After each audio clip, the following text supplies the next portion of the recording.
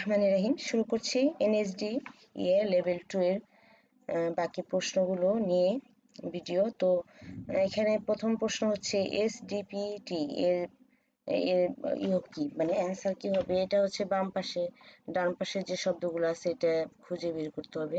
তো আমি এখানে আগে অ্যান্সারগুলো লিখে ফেলেছি। সেটা হচ্ছে এটা হলো বুর্কেরজো।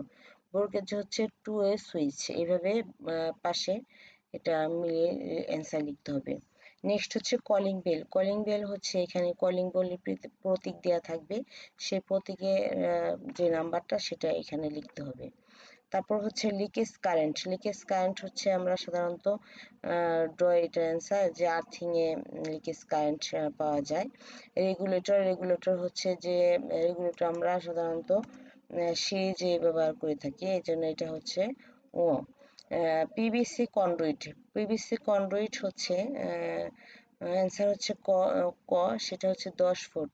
পিভিসি কন্ডুইট হচ্ছে 10 ফিট হয়ে থাকে, এটা হচ্ছে ক পাশে লিখিত।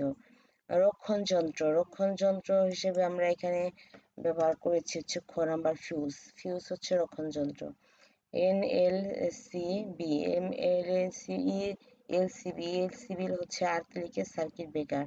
অ্যান্সার হচ্ছে ঠ। নেক্সট হচ্ছে তড়িৎ প্রবাহের একক। তড়িৎ প্রবাহের একক হচ্ছে কি এম্পিয়ার। তড়িৎ প্রবাহের একক হচ্ছে এম্পিয়ার, অর্থাৎ কারেন্টের একক হচ্ছে এম্পিয়ার।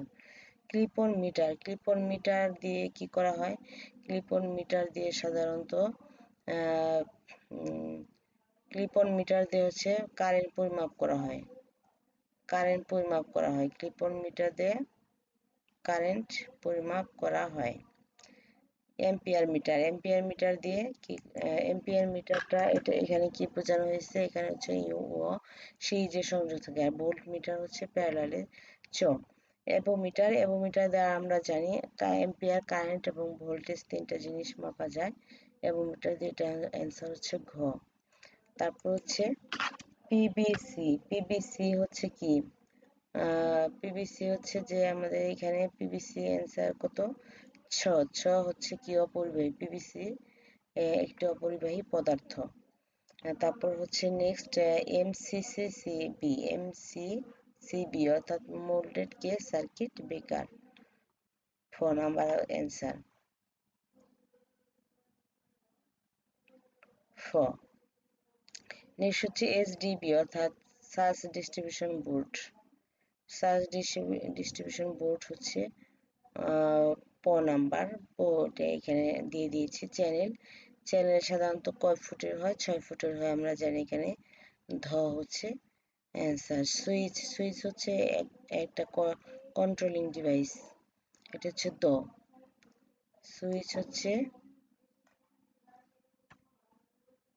দ। নেক্সট হচ্ছে পিভিসি কন্ডুইট আটকাতে কি ব্যবহার করা হয়? এটা হচ্ছে ন হবে শেডুল। রোধের একক কি? রোধের একক হচ্ছে রেজিস্ট্যান্স। রেজিস্ট্যান্সের একক হচ্ছে ওহম, এটা হচ্ছে থ হবে। ক্যাপাসিটর একক হচ্ছে ন। এখানে ন দুটো ব্যবহার আছে, যদিও একটা মধ্যাহ্ন হবে। মাইক্রোফ্যারাড হচ্ছে ক্যাপাসিটরের একক। বৈদ্যুতিক পাওয়ারের একক কি? আমরা জানি বৈদ্যুতিক পাওয়ারের একক হচ্ছে ওয়াট, অর্থাৎ ত নাম্বার অ্যান্সার হবে ত। তো সবাইকে ধন্যবাদ জানিয়ে ভিডিওটি শেষ করছি। আল্লাহ হাফেজ। সবাই ভালো থাকবেন, সুস্থ থাকবেন।